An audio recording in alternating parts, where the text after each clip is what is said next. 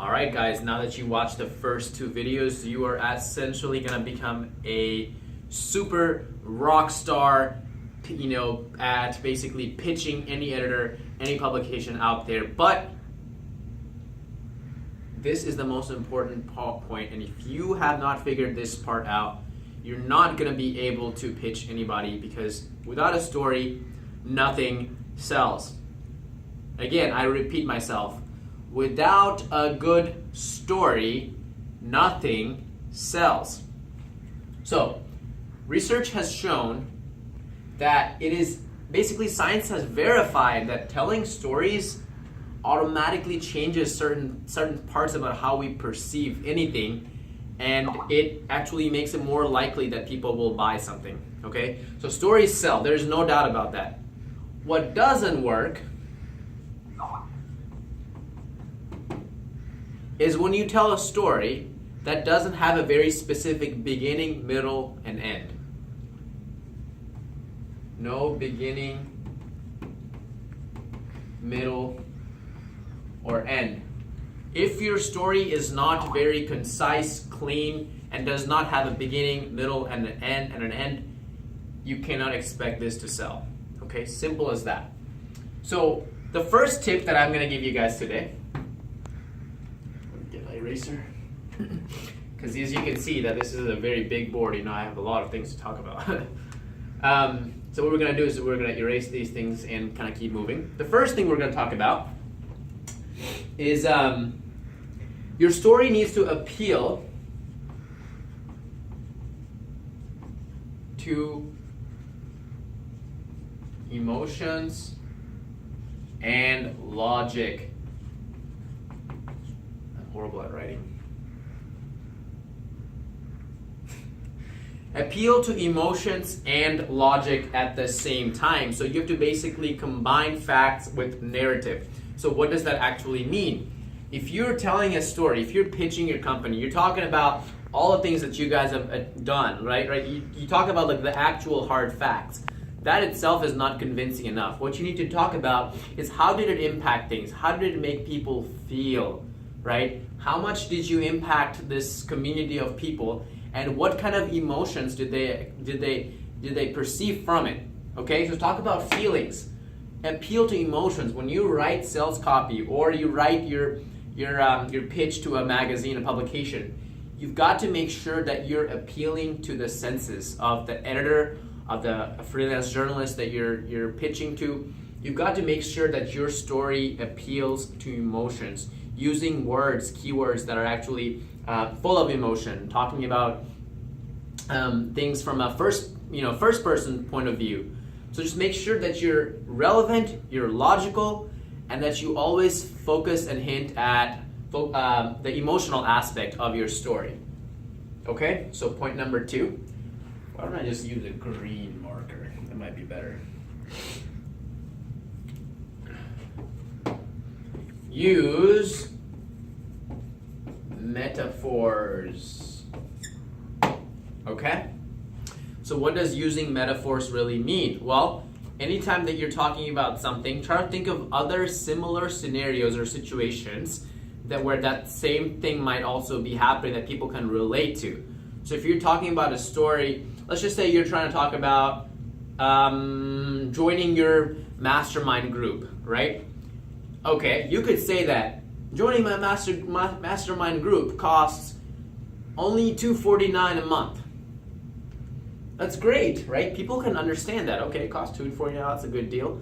But it would appeal to emotions, and if it would appeal to emotions better if you instead use a metaphor, such as you could say, hey guys, join my mastermind group. It's only $249 a month, and guess what? That's costs less than a cup of coffee per day. Well, that again puts things in perspective. Like, wow, cup of coffee. Yeah, you're right. Actually, it's $249 a month. I mean, even if I pay more than that per day for my cup of coffee, so that you're using some sort of metaphor to really highlight and make people perceive your story now in a way that's beyond just the hard facts. You're actually comparing it to something that they're already familiar with, something they're already used to. And this is also a great strategy that you can use when you do your pricing for your different things as well.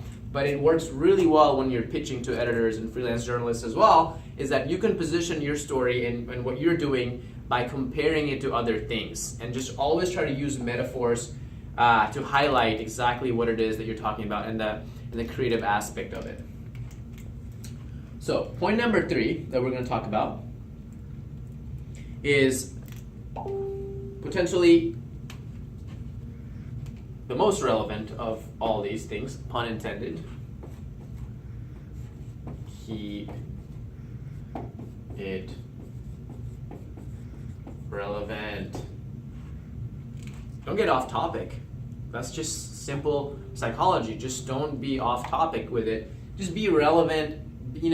Talk about things. Tell your story in a way that actually tells a story, and don't go off into tangents. That's actually a really important skill that you're going to have to learn when you build your customer journeys as well, because that's one of the biggest mistakes people make with their landing pages or when they design their websites, is that they don't simply tell their story. People will create headlines. I'm going to erase all of this because I just want to write more stuff.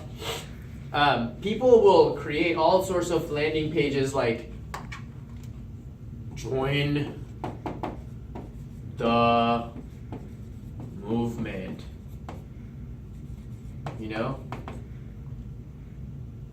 we empower people.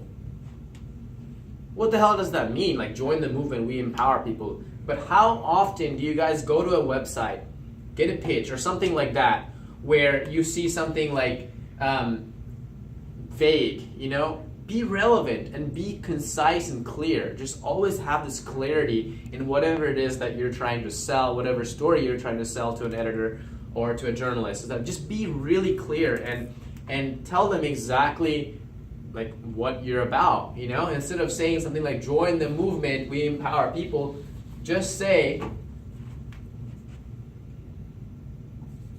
we help entrepreneurs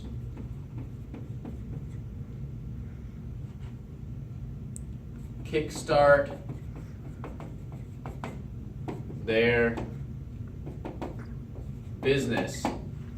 Okay? When I see that, I already know what you do. If you pitch me, okay, your company, and you tell me we empower people, I don't have no idea what you're talking about. But as an editor, as a journalist, if I see that you're saying, hey, my company helps entrepreneurs start their business, I know exactly what you do. You've been able to define this for me. You've made it a concrete thing that I can quickly grasp and understand, and I don't have to go through tons and tons of, I don't have to go through your website and all this kind of stuff, try to figure out what you guys actually do. Okay? So we help entrepreneurs kickstart their business. Join our mastermind or Facebook group, whatever, right? Just tell them straight up what you want them to do. Join the movement? We don't need to join no movement, okay? Those are too generic. Everybody's talking about joining movements. Everybody's got a movement. You have to be concise and specific with what is it that you're trying to get people to do. And these things are no different when you're pitching to an editor or a journalist as well, as you have to just straight up let them know that, hey, this is my company, this is my story, this is who we are, this is how we do it, this is what we do, and this is what you need, what I'm trying to sell to you right now, basically. You just have to be clear and concise with your message, with your pitch.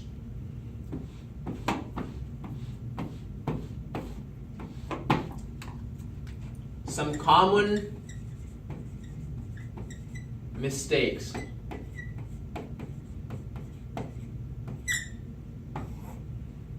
that I see when people pitch is they're too generic. Their advice, their pitch is too generic. They haven't given any sort of personalized anything into the article. They haven't really been able to cater the pitch to the publication where they're pitching. They haven't really taken into account who they're pitching it to. They're just generic. Hey, I have a company and we made $1 million last year selling this. Cool story, bro. Okay. So now why should I write about you? So has millions of other people made millions of dollars? You've got to tell them what makes you unique. Your unique angle at how you made $1 million. What are some systems that you took? What are some lifestyles that you guys maintained while you made the $1 million? What are some ways that you've set yourself apart from everybody else in creating that $1 million? These publications don't necessarily care about how many millions they made. What they're interested in is how unique your story is compared to everybody else.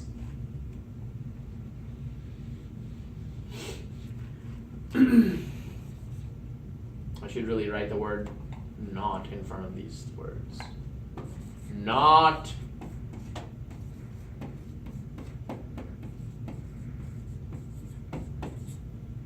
Not actionable. What does that mean?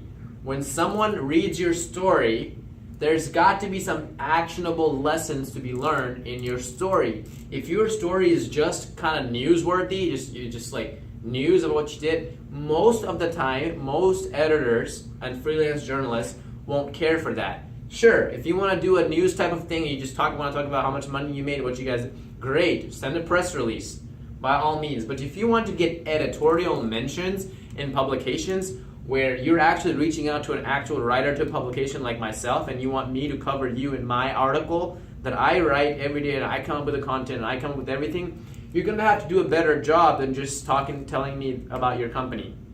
You're going to have to give me actionable advice that can be attained from your story. What are some things that people can do after reading their story? You need to build what's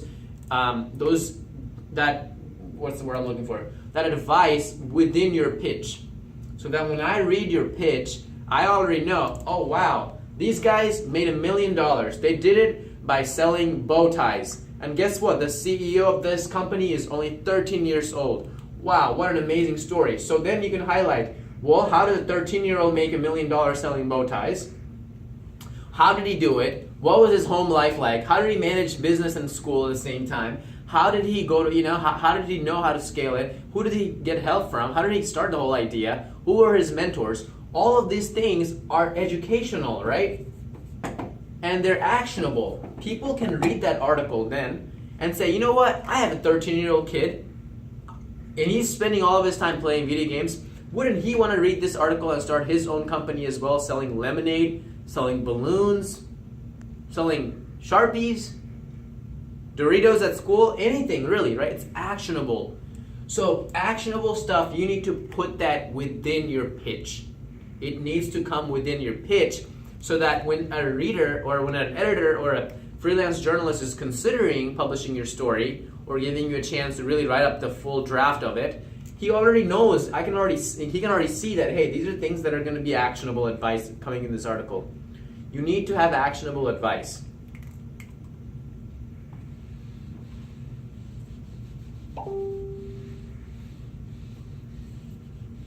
So popular, so many people are messaging me right now on Facebook. Wow. I'm trying to teach a class here, guys. All right. Next thing is, so another common mistake that people make when they are writing a story, that sells, or that rather doesn't sell, is that they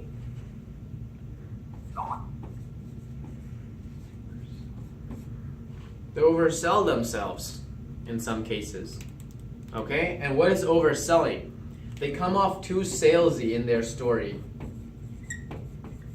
All they talk about is their company and what they've done and the things that they've achieved. Nobody cares about all the things you've achieved until and unless you can draw legit conclusions and say, hey, here's what we've done, here's what we've learned, and here is how it's going to impact you and your business.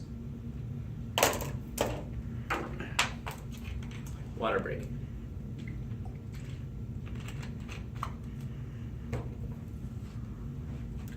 So, if you're not able to explain to them clearly how this, whatever it is that you've experienced, whatever experience you've got, whatever things that you've learned, if you can't convince the editor how this is relevant to other people as well, they're gonna think it's just promotional. You're just trying to promote your company. They're not gonna care for that kind of material.